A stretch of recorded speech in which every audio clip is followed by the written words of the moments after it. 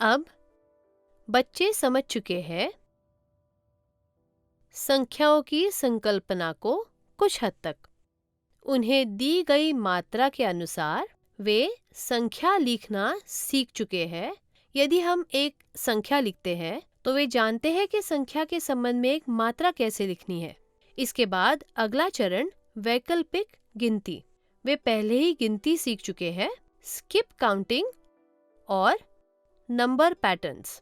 ये सारी गतिविधियां अमूर्त चरण का मुख्य हिस्सा है। हालांकि बच्चे कक्षा में इन गतिविधियों को आनंद से कर लेते हैं। उदाहरण के लिए मैं पहले लिखूंगी और फिर इन्हें सिखाने के तरीके हम देखेंगे। अब मैं संख्याओं को श्रृंखला में लिखूंगी। 1, 2, 3, 4, 5, 6, 7, 8 और 9। यहाँ स्किप काउंटिंग का मतलब है मैं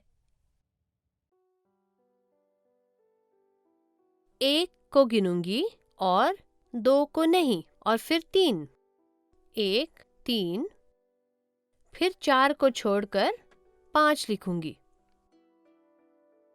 मैं 6 को छोड़कर 7 लिखूंगी, 8 को छोड़कर 9 लिखूंगी। 1, 3, 5, 7, 9। इसे स्किप काउंटिंग कहते हैं। इसे दिखाने के क्या तरीके हैं? हम इस गतिविधि के लिए संख्या माला लेंगे।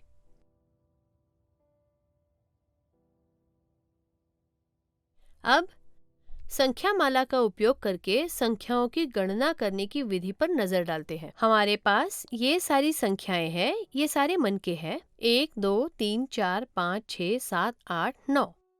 हमें 10 नहीं चाहिए, केवल 9 लेते हैं। अब मैं एक के बाद एक क्लिप लगाऊंगी। फिर 2 के बाद मैं एक और क्लिप लगाऊंगी। 1, इसके बाद मैं 2 नहीं कहूंगी, 3, अब 4 ना कह के 5, अब 6 नहीं कहूंगी, इनमें थोड़ी जगह बनाते हैं। मैं 6 नहीं कहूंगी, अब 7 के बाद क्लिप लगाऊंगी। अब 8 न कह के 9 के बाद क्लिप लगाते हैं। 1, 3, 4 नहीं 5, 6 नहीं है 7, अब 8 नहीं है तो 9। हम जाते हैं यहाँ से यहाँ, यहाँ से यहाँ, यहाँ से यहाँ और यहाँ से यहाँ। जो पुस्तिका में लिखा जाता है उसे इस तरह प्रस्तुत करते हैं तो बच्चों को स्वरूप की स्पष्ट तस्वीर मिलती है। आसान होता है। इसे हम स्किप काउंटिंग कहते हैं। पहले और तीसरे वर्ग जैसे कम वर्ग के छात्र संख्या परिवर्तन के लिए स्किप काउंटिंग सीखते हैं। वे इसे सीखते हैं। बाद में आगे के चरणों में वे इन दोनों संख्याओं के बीच के अंतर को बढ़ाते हैं। जैसे जैसे वे बड़ी संख्याएं सीखते हैं, स्वरूप अलग अलग होता रहता है। तर्क। इसके पीछे का तर्क और लॉजिक वे धीरे धीरे सीखेंगे। इस पद्धति से पहली और दूसरी कक्षा के बच्चों को पढ़ाते हैं। हम दैनिक जीवन में इन संख्याओं का उपयोग कैसे करेंगे?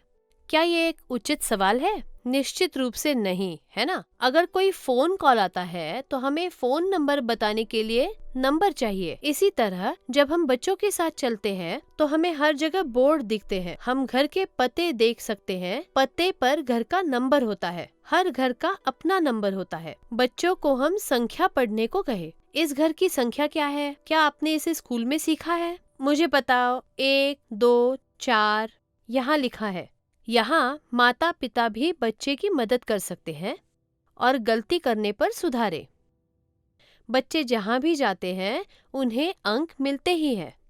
आपके पास पैसों के नोट होंगे। जब घर पर माँ या पिता पैसे गिनते हैं वे बच्चों को सिखा सकते हैं। ये 5 की नोट है। 5 यहाँ लिखा है। 2 0 यहाँ लिखा है। 0 कहाँ लिखा है? अगर वे 20 नहीं जानते तो वे इसे 2 और 0 के रूप में पढ़ेंगे। दैनिक जीवन में संख्याओं का उपयोग ऐसे करते हैं। फ़ोन कॉल के दौरान भी मान लीजिए मैं किसी को कॉल करना चाहती हूँ। अगर आप जल्दी में नहीं या आपातकालीन स्थिति में नहीं है तो बच्चे को फ़ोन दे और नंबर डायल करने के लिए कहें। 4, 5 वे इन संख्याओं को ढूंढेंगे। वे धीरे धीरे संख्याएं ढूंढेंगे और उन्हें दबाएंगे।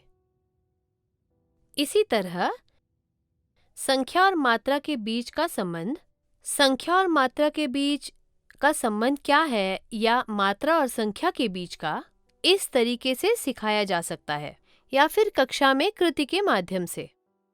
उदाहरण के लिए मैंने कुछ वस्तुएं लाई, जैसे कि कुछ पेंसिल।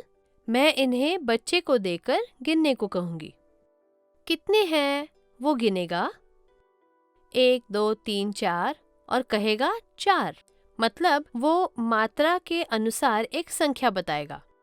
इसी तरह मानो आज किसी का जन्मदिन है, बच्चा अपनी माँ से कहेगा कि कुछ चॉकलेट बांटने हैं तो वे दे। माँ पूछती है कक्षा में कितने बच्चे हैं, क्या आपने पूछा? 15 बच्चे हैं।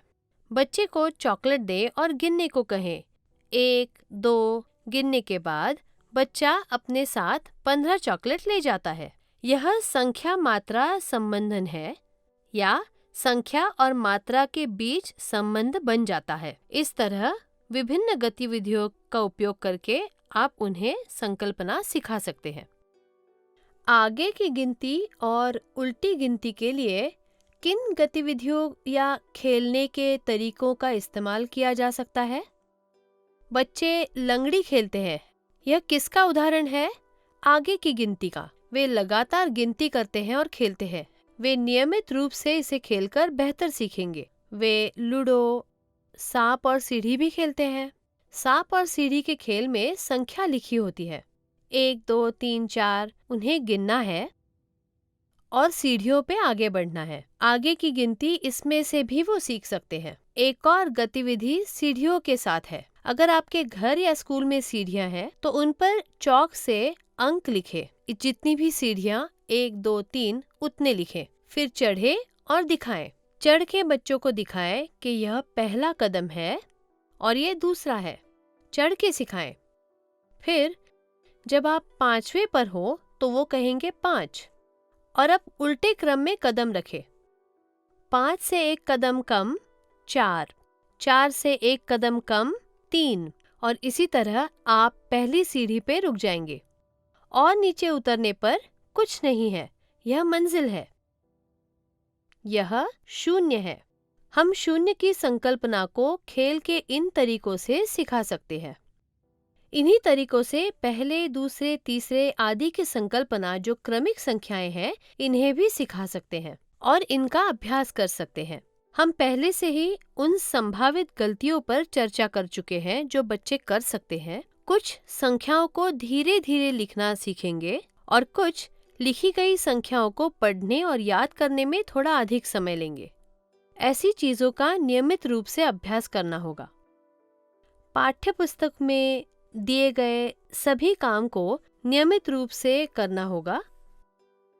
यदि उन्हें अभी भी समझने में कोई कठिनाई है तो आप उन्हें फिर से पढ़ाने और एक अच्छा समर्थन देने के लिए TLM का उपयोग करें। यहाँ संख्या लेखन, संख्याओं को आगे और उल्टे क्रम में लिखना, 0 की संकल्पना और इन सभी को TLM का उपयोग करके कक्षा में कैसे पढ़ाया जा सकता है, ये हमने सीखा। इनमें से अधिकांश संकल्पना पहले ही जानते थे, पर फिर भी कक्षा में सुखद शिक्षण सत्र के रूप में इसका उपयोग कर सकते हैं।